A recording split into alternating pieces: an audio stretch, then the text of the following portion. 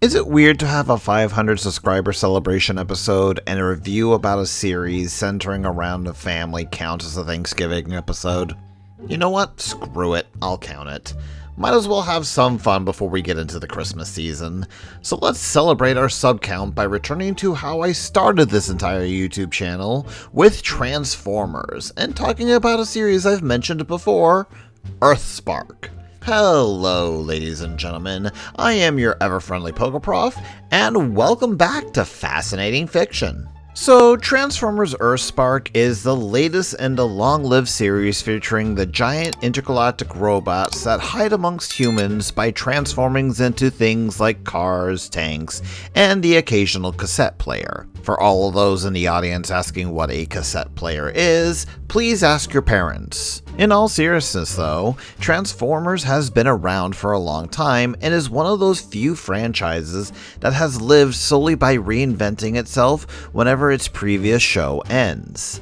As of this episode, there are 26 different animated series about Transformers, and that is counting the Japanese-only stuff. Because of this constant reinvention, we've had the exact same story told numerous times, where we get to see Optimus Prime fight off against Megatron in a constant war between the Autobots and the Decepticons for the fate of the planet. And while the multiple variations of these characters allow for some interesting stories and different ideas to be tried out on the regular, it can and has led to burnout from some fans, especially when their favorite character from one series gets completely changed in another, or even flat out removed. We actually avoid this for the most part in Earthspark for two reasons. The first being that the main cast here is generally focused on new characters. While Optimus, Megatron, and more do get episodes to themselves, and even some focus here or there, for the most part we've got an original cast to follow. The second reason is something that we'll get into during the show proper, so let's talk about the series itself. The first episode, Secret Legacy, focuses on the humans of the series known as the Maltos, moving deep into the wilderness of Witwicky, Pennsylvania. Nice reference, by the way, there, series. Either way, we get a bit of a traditional setup here with Robbie, hating the fact that he's moved away from all that he's known and loved. So determined to return back to where they used to live, he actually sneaks out at the middle of the night in an attempt to bike back, his little sister Mo tagging along. Throughout a series of events, the pair eventually get lost in this cavern that has a single rock inside of it. That's how scary movies start. Okay, I've got to give this to the show. It's always wonderful to see the cast actually be aware of things like that. Though despite them acknowledging that touching it might be bad, the siblings do so anyway and activate it. This being the Transformers series though, the rock turns out to be a Cybertronian artifact and creates two new Transformers, Twitch and Thrash, while also giving the kids special sleeves that connect them to the new bots. What's interesting to note here is the fact that the kids know what Transformers are, and it brings us to our second major difference that we've got in this series compared to other Transformer cartoons. The fact that this takes place after the war of the Autobots and the Decepticons. So many of the other cartoons focus super heavily on the whole robots in disguise bit, hiding and generally only having a small group of human characters, usually children, knowing about and participating in the Transformers activities. Earthspark here is the first real series to avoid that by having the war be well known and public knowledge, to the point where a lot of the adventures of the Autobots have actually been made into comic books in-universe. It goes even deeper than that as we find out the kid's mother was directly involved within the war itself and has a much deeper connection to the Transformers than we initially believed, including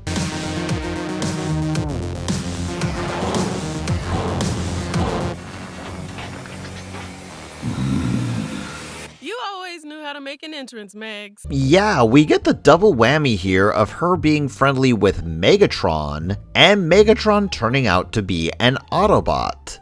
This isn't to say that something like this hasn't happened before. The comics have had him as one for years, and with a lot of people likely finding that out for the first time thanks to that recent death battle between him and Dragon Ball's Frieza. But this is the first time that any of the TV series has actually portrayed Megatron on the hero side, since he's usually too busy being a villain of various degrees of irredeemable, depending on the franchise. We then learn that the war has been over for some time, the rogue Decepticons that haven't surrendered having slowly been disappearing with no trace of where they've gone, the Autobots and their new human allies known as Ghosts wanting to find out as to why. This leads to Twitch and Thrash being discovered by the kids' parents and the Autobots, the latter of whom wants to take them in so they can learn just what they are, being brand new Transformers. Things get complicated when it's revealed that they get kidnapped instead. This leads us into being introduced to one of the major villains of the show,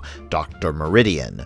We don't know too much about him at the start, other than the fact that he has an intense hatred of Transformers, and the skills to disassemble the bots to add them to his own body, having already done so to at least one Decepticon at this point. And yeah, this is where all those missing Decepticons have been vanishing to. It's here that we get to really understand what makes Twitch and Thrash so special, as it's revealed that, unlike Optimus and the other Transformers before them, these new guys are made from materials directly from Earth. Because of this, our villain dubs the two a new species of Transformer, calling them Terrans. This is also where we get Meridian's main name throughout the show, Mandroid, Thrash commenting on how he's part human and machine, and that's something that the good doctor here takes very offensively, ready to slice them up for parts. Remember those sleeves that the kids have though, that I said lets them connect to the bots? It's actually a lot deeper than you think, as it's been letting the four of them share their emotions with each other and even sense where the Terrans are.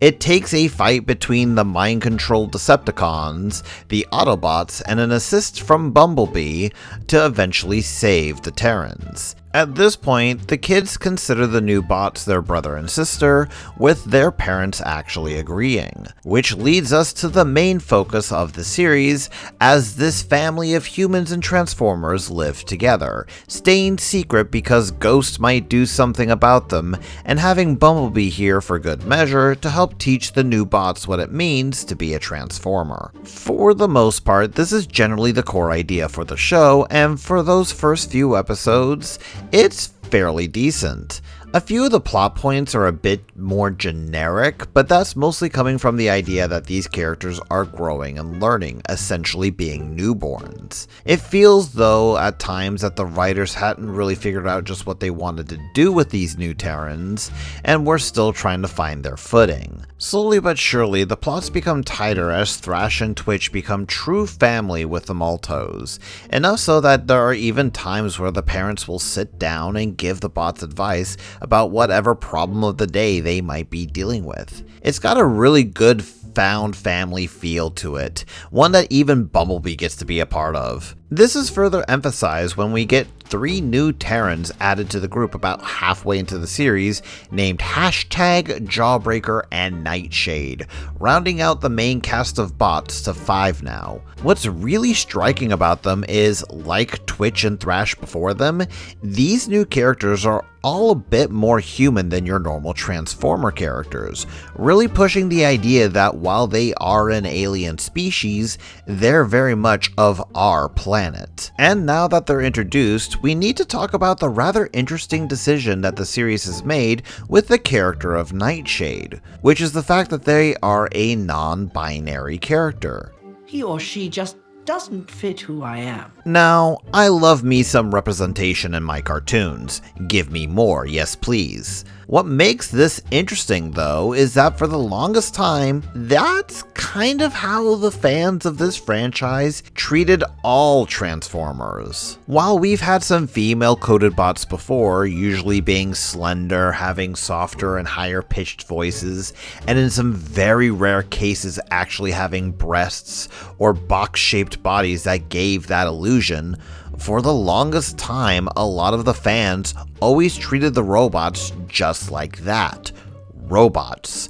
Gender wasn't something that really came up all that much outside of a few rare instances until fairly recently, where the creators just kind of made gender a thing for Transformers without really bothering to acknowledge the hows or the whys. It makes Nightshade's existence all the more interesting, since I know a number of older fans actually consider non-binary to be the normal state of being for the Transformers. And I do have to mention here that Nightshade's voice actor, Z Infante, apologies if I mispronounce that, is also non-binary, so good on you, Hasbro, this is a rare win. After the new Terrans are introduced, we focus on mostly getting to know them and their quirks, while slowly moving the plot of the series forward, with us dealing with not just Mandroid, but Ghost as well. This all balances out in doing a couple of interesting things, such as the focus on the Decepticons actually being portrayed as more than just evil for the sake of evil, and actually going into a little bit of racism when it comes to the Transformers themselves. Trust me when I say I was surprised when this element came up as strong as it did, but we get to see how there are humans who are resentful of all Transformers,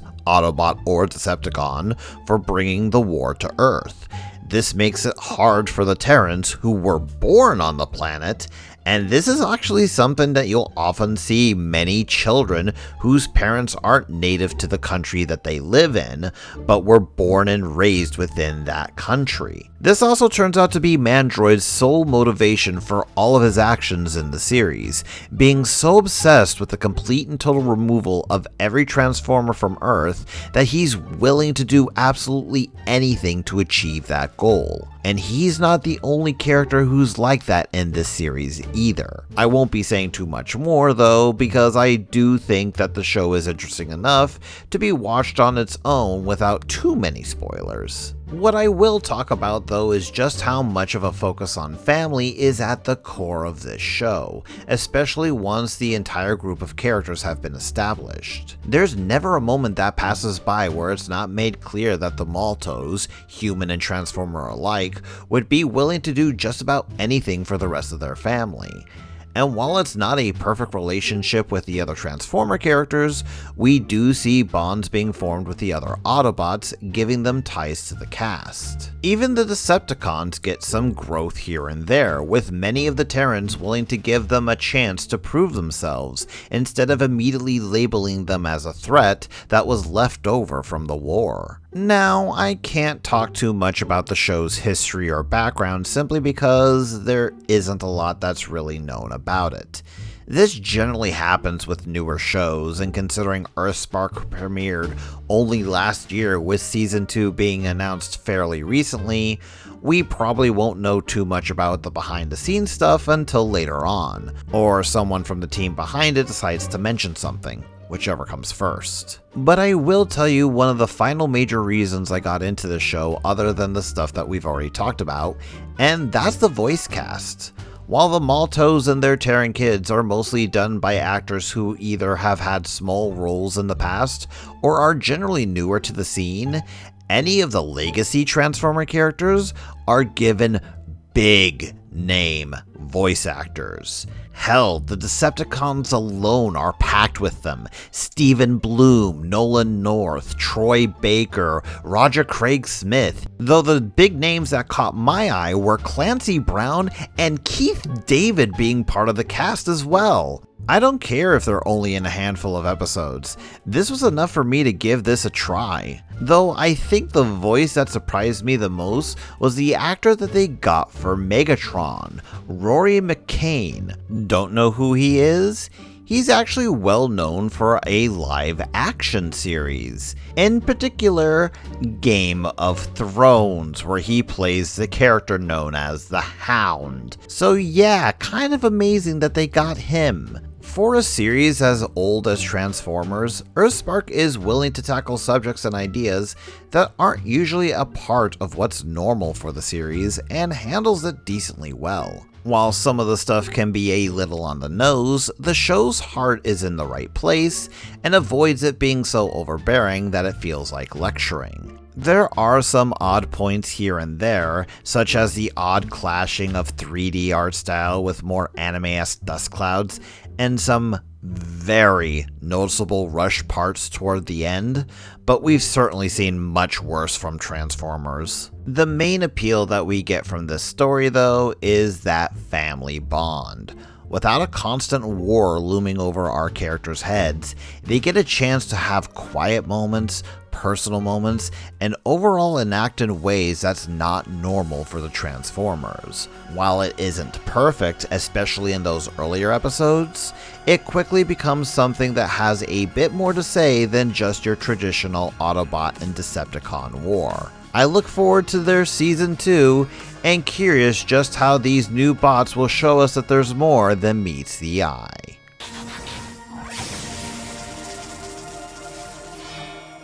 With all that said, I hope I've done a good job to entertain you, and I'll do my best to do so again in the future. Hopefully you'll follow along with my content by subscribing and doing all those other things that gives us YouTubers life. If you wish to support me a bit more, I do have a Patreon where you can get access to bonus content. But until next time, stay frosty.